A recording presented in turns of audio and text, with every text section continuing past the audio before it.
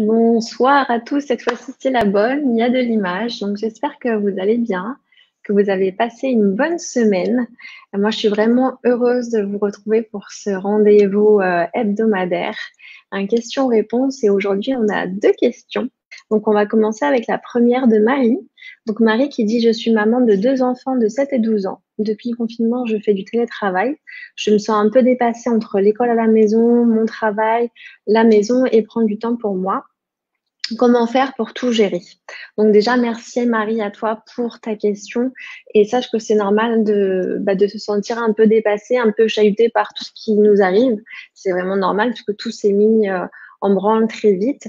Et moi, la première chose que je pourrais t'inviter, c'est de commencer à relativiser, à te relaxer, à respirer aussi, à remettre les choses dans leur contexte. C'est-à-dire que c'est vraiment une situation qui est exceptionnelle. On n'a jamais connu ça avant. Donc, de ne pas te mettre non plus la barre trop haute et de vouloir tout contrôler, en fait. Là, ce qui se passe, c'est vraiment que la vie, elle est en train de nous apprendre que justement, on ne peut pas tout contrôler. Donc, il faut savoir accueillir toutes ces situations-là.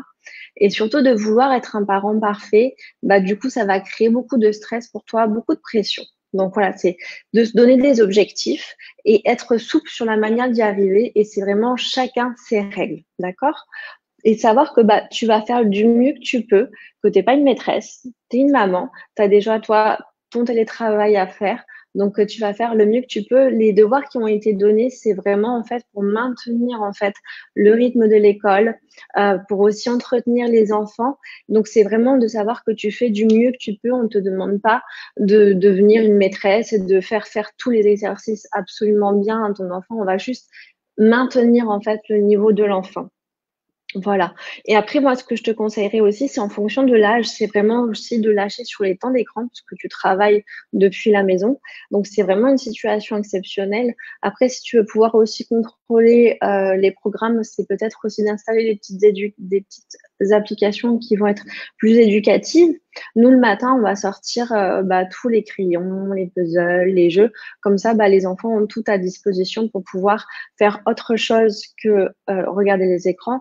Et aussi, le matin, du coup, ça va être vraiment réservé à l'école, à la maison et à des temps calmes. En fait, il n'y a pas d'écran avant l'après-midi. Mais encore une fois, ça, c'est notre manière de fonctionner. C'est ensuite vous, en fait, d'adapter en fonction de vos besoins, de ce que vous avez à faire dans la journée aussi.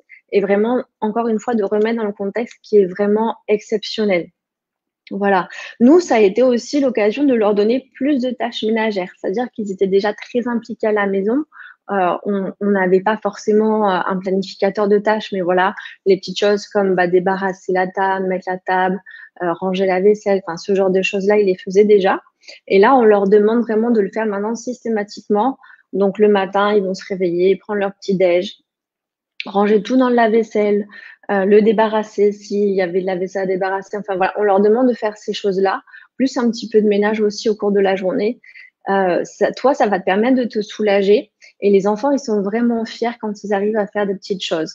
Donc, ça va être toi de leur déléguer et puis de lâcher aussi sur la manière dont ça va être fait. Parce que ce sera sûrement jamais fait comme toi tu voudrais que ce soit fait, mais le principal, c'est que ce soit fait. Donc, vraiment de lâcher aussi là-dessus.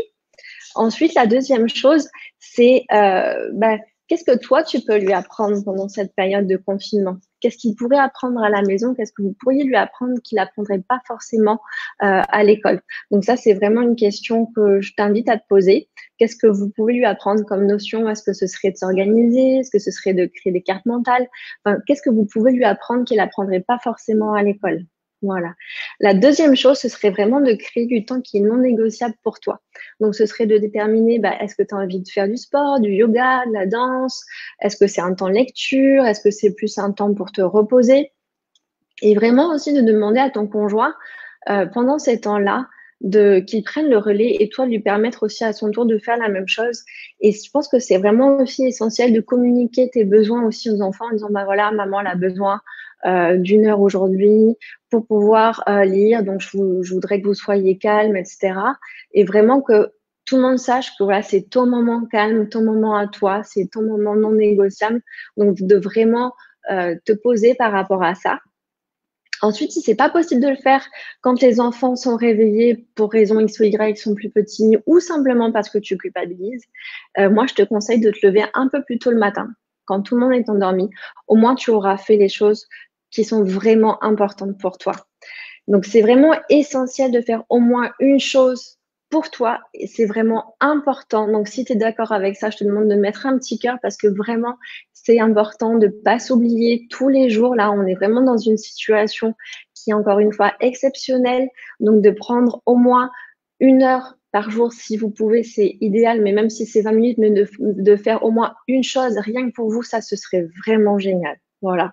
Et en plus, il paraît que maintenant, on peut sortir, en tout cas en Nouvelle-Calédonie, on peut sortir en famille. Donc ça, c'est cool aussi, du coup, d'avoir un moment aussi en famille à l'extérieur. Et vous pouvez prendre aussi ce moment rien que pour vous. Voilà. Ensuite, la troisième chose qui va en fait venir lier les deux éléments que j'ai partagés avec toi, ce serait de planifier. C'est-à-dire une fois que tu as lâché sur le fait que tu n'es pas une maîtresse, que tu vas faire du mieux que tu peux, et les devoirs à la maison et toi, organiser ton télétravail, ça va être de planifier et d'organiser tout ça.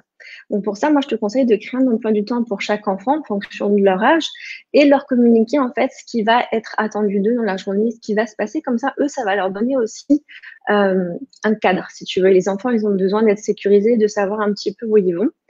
Et pour toi, au niveau de ton travail, moi aussi, je te conseille vraiment la veille de déterminer les 3 objectifs de ta journée de travail. Moi, j'ai remarqué que quand je faisais ça la veille, bah, du coup, le lendemain matin, j'étais hyper plus productive et ma journée était fluide. Du coup, je veux partager avec toi un petit peu mon retour parce que ça fait 15 jours maintenant qu'on fait le travail à la maison, qu'on a les enfants avec nous, etc. Donc, on a essayé plein de choses, on a vraiment expérimenté. Et là, ce que j'ai remarqué qui fonctionnait le mieux, c'est vraiment le matin. Je suis vraiment dédiée en fait pour mon dernier en fait qui a 8 ans. Le grand, il est au collège, il se gère. C'est sa première année, mais il se gère avec Pronote, etc. Donc, il n'y a pas de souci. Donc, le petit, je suis vraiment présente avec lui pendant à peu près 2 heures. On fait les devoirs ensemble. On fait des petites pauses de 5 minutes toutes les 25 minutes parce que bah, du coup, les enfants, ils sont comme nous, hein, ils ont vraiment du mal à être concentrés. Donc, on fait des pauses de 5 minutes toutes les 25 minutes. Et ensuite, il va avoir un moment calme, rien que pour lui. Moi, je vais commencer à préparer à manger pour le midi et pour le soir. Et généralement, bah, lui, il vient m'aider parce qu'il adore cuisiner. Ensuite, on mange tous ensemble. Ensuite, il y a encore un moment calme. Moi, c'est l'heure de ma sieste. Voilà, c'est une demi-heure pour moi. Je vais lire ou je vais faire ma sieste ou méditer, mais c'est vraiment le moment où je me repose. Et après, j'ai mon après-midi de 14h à 18h où je vais pouvoir avancer sur mes projets. Voilà. Et je vais aussi partager avec vous le fait de dire travail. Moi, c'était hyper lourd, en fait, pour moi de dire travail à chaque fois à mes enfants. Oui, maman, elle travaille. Maman, elle travaille. J'avais l'impression, en fait, de créer de la séparation. Et en fait, le mot travail, c'était très lourd pour moi. Ce travail, c'est synonyme de souffrance. Je dois travailler, nani, nana. Et en fait, cette semaine, j'ai vraiment trouvé, OK, maman, elle avance sur ses projets. Parce qu'en fait, bah, mon travail, il me rend joyeuse. J'adore ce que je fais. Et du coup, bah, c'est aussi de montrer à ses enfants que bah, le travail, avancer sur ses projets, etc., ça peut être quelque chose qui est plaisant. Donc voilà, si pour vous le mot travail, c'est quelque chose qui est lourd, bah, de le remplacer par avancer sur ses projets, ça peut être quelque chose qui va du coup vous ouvrir aussi un espace bah, beaucoup plus grand pour vous. Voilà. Donc j'espère que ça répond à ta question. Et puis surtout, la clé pour moi, c'est vraiment d'expérimenter, d'ajuster et puis de réévaluer et de tenter en fait plein d'expériences. Hein. On est vraiment des aides d'expérimentation, puis de vraiment de pas se juger pour ça, de pas non plus chercher à se comparer parce que vous êtes une famille particulière et que vous avez des valeurs qui sont pas forcément les mêmes que les autres et donc de pas chercher en fait à créer en fait quelque chose qui vous ressemble pas. C'est vraiment le moment de créer ce qui vous ressemble. Donc c'est vraiment le moment de voir qu'est-ce qui va fonctionner pour vous en tant que famille, qu'est-ce qui va fonctionner le mieux. Donc je te conseille aussi du coup en fin de semaine de faire un petit point sur ce qui a fonctionné, sur ce qui n'a pas fonctionné, sur ce que tu as aimé, sur ce que les enfants ont aimé faire et du coup de réorganiser tout ça pour vraiment créer en fait une stratégie, une trame qui fonctionne vraiment pour vous. Voilà, j'espère que du coup Marie, ça répondra à ta question par rapport à ça. Ensuite, la deuxième question, c'est celle de Vanessa. Donc Vanessa qui est vendeuse et qui depuis qu'elle est en confinement, elle est à la maison. Donc elle me dit j'ai pris du temps pour me reposer, ce que j'avais du mal à faire avant. Maintenant, je voudrais profiter de cette période pour faire le point sur ma vie et quelle direction donner avec ma vie. Je lis beaucoup d'articles, de blogs ou autres et je ne sais pas par où commencer. qu'est-ce que tu pourrais me conseiller pour y voir plus clair?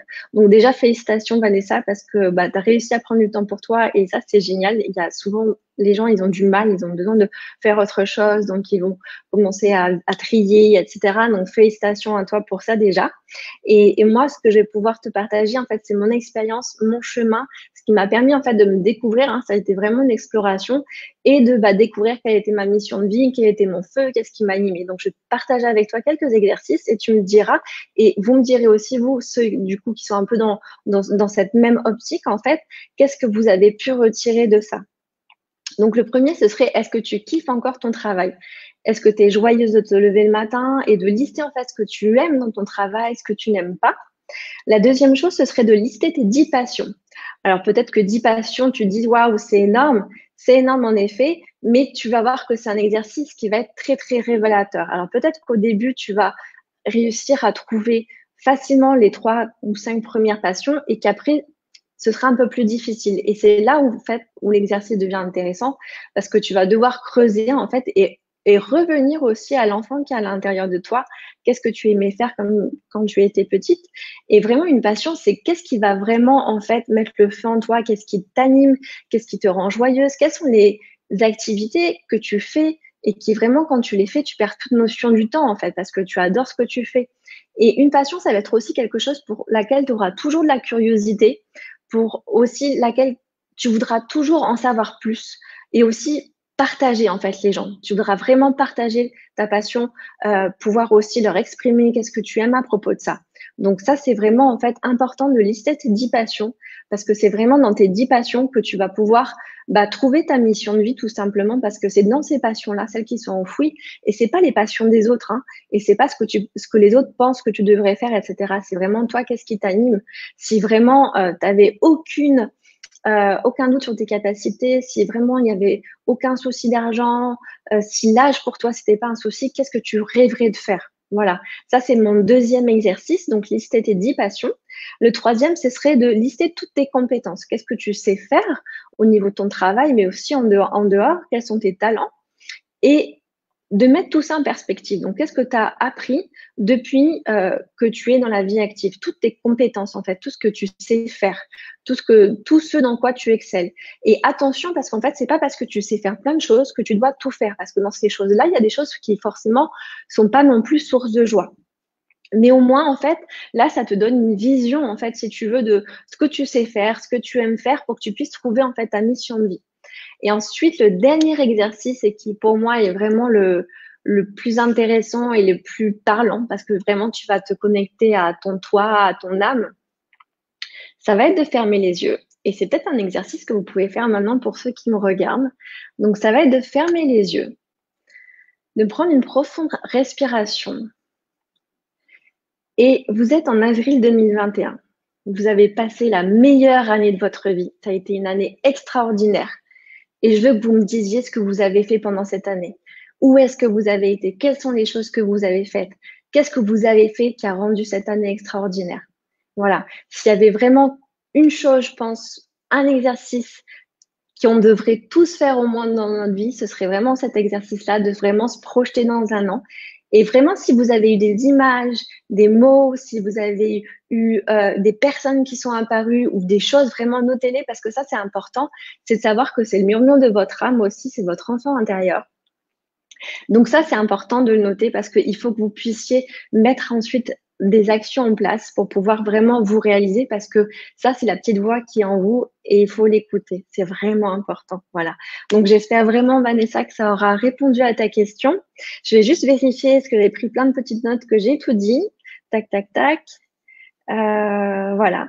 Mais je pense que j'ai tout dit. Si vraiment vous avez aimé cette vidéo, je vous demanderai de mettre un cœur, de la partager aussi avec d'autres personnes qui auraient besoin d'un peu plus de clarté en ce moment. Si vous avez des questions par rapport à ce que je viens de partager ou si vous avez une question à laquelle vous aimeriez que je réponde vendredi prochain, vous pouvez me l'envoyer par message. Et vraiment, ce que je voudrais vous dire, c'est que vous êtes des êtres d'expérimentation, c'est-à-dire que vous ne pouvez pas échouer, vraiment. Vous avez tous un talent, un don, une capacité que personne d'autre que n'a. Donc ça, c'est vraiment important. Ne croyez pas que tout le monde peut le faire. Non, il y a vraiment des choses que vous savez faire ou des capacités que vous avez que personne d'autre n'a. Vous avez vraiment ce feu-là qui est unique. Donc vraiment, je vous demande de vous permettre de vous réaliser et de briller. Je vous souhaite une magnifique soirée. Prenez soin de vous et à très bientôt. Ciao, bye bye.